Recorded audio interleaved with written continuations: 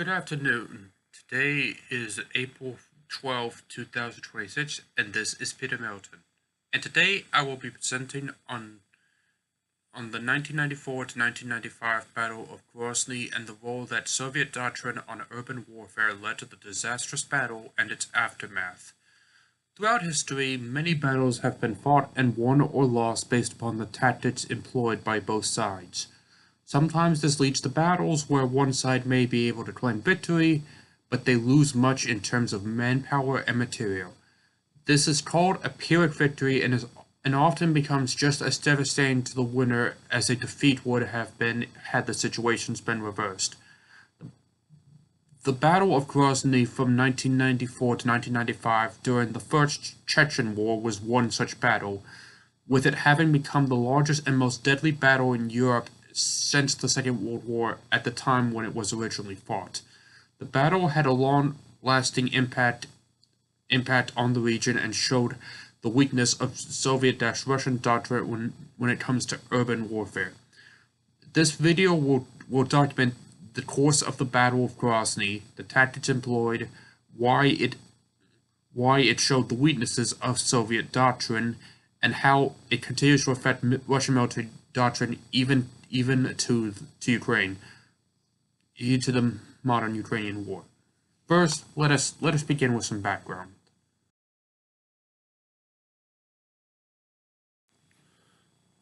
The roots of the Chechen conflict go far back in history, and ever since the conquest of the Circassian tribes of the Caucasus Mountains in the late 1700s by the Russian Empire, the region of Chechnya was always an area of tension between the Russians and the native inhabitants of the land, who were collectively known as the Chechens. This in turn led to many rebellions against both the Russian and later Soviet governments. This pattern created lasting resentment between the two groups, and this reached their apex in 1943, where millions of Chechen civilians, under the false premise that they were supporting the invading Germans, were deported from Chechnya to the sparsely populated camps in Kazakhstan and Central Asia. Although they were allowed to return following the death of Joseph Stalin and the liberalization of the Soviet government, it did little to quell the already existing tensions.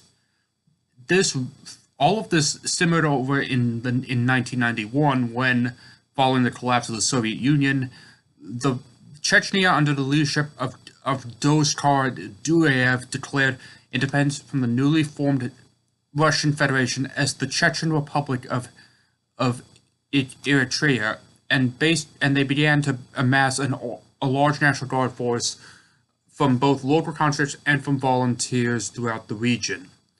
While the Russians were initially unable to prevent the cession of Chechnya due to a combination of political and military issues in the immediate aftermath, by 1993 they had pretty much unified under Boris Yeltsin, and they began to basically take plans to retake the cities. This would set the stage for what would become one of the most destructive battles since the end of the Second World War.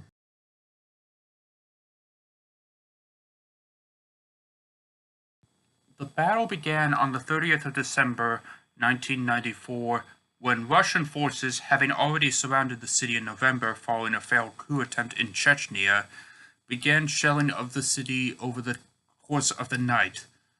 On New Year's Eve, the main operations of the battle began when Russian forces, which mostly consisted of armored units and motorized rifle divisions, entered the city limits and began moving out, and we were expecting light resistance, as per information gathered by GRU, or Russian military intelligence.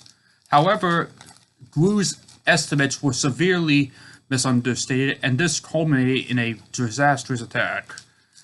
This was proven by the fact that almost as soon as most of the forces came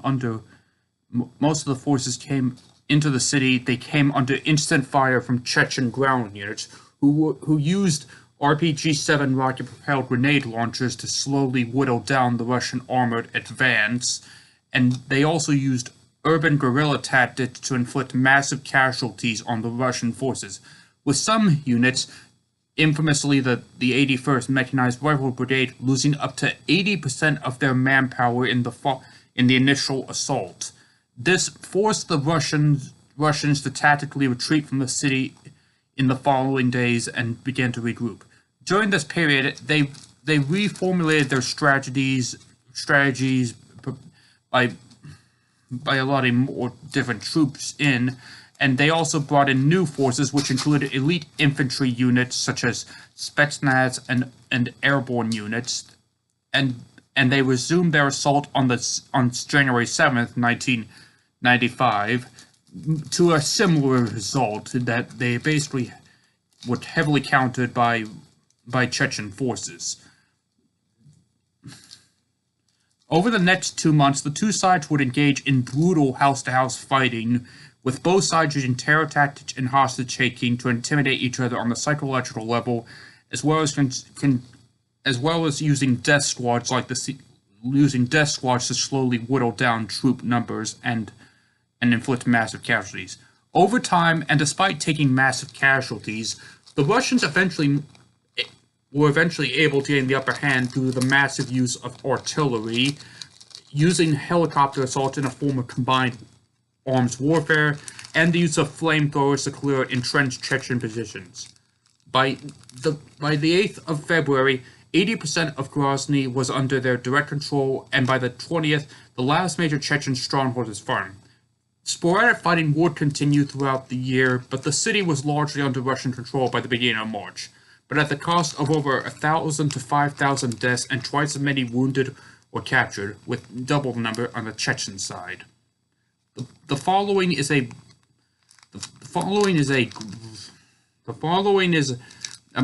few images from the Battle of Grozny and the way that it showcases it. Please note that while some of the images are rather graphic, it does show the clear brutality of the battle and the way that it affected sides on both the Chechens and Russians.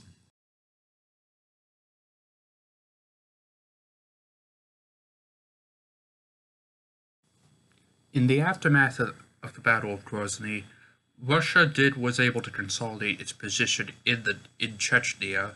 However, the mass casualties and brutality of the battle hampered their morale and ultimately turned the Russian public against furthering the war in Chechnya. As a result, they resorted more towards a defensive posture that disincentivized offensive action. This would have consequences just a year later, when, following a surprise attack by Chechen forces, the Chechens were able to reclaim Grozny and expel the Russians from Chechnya for the time being. This would Russia's failure also to hold Chechnya later resulted in the Dagestan insurgency as well, that preoccupied it throughout the late 90s.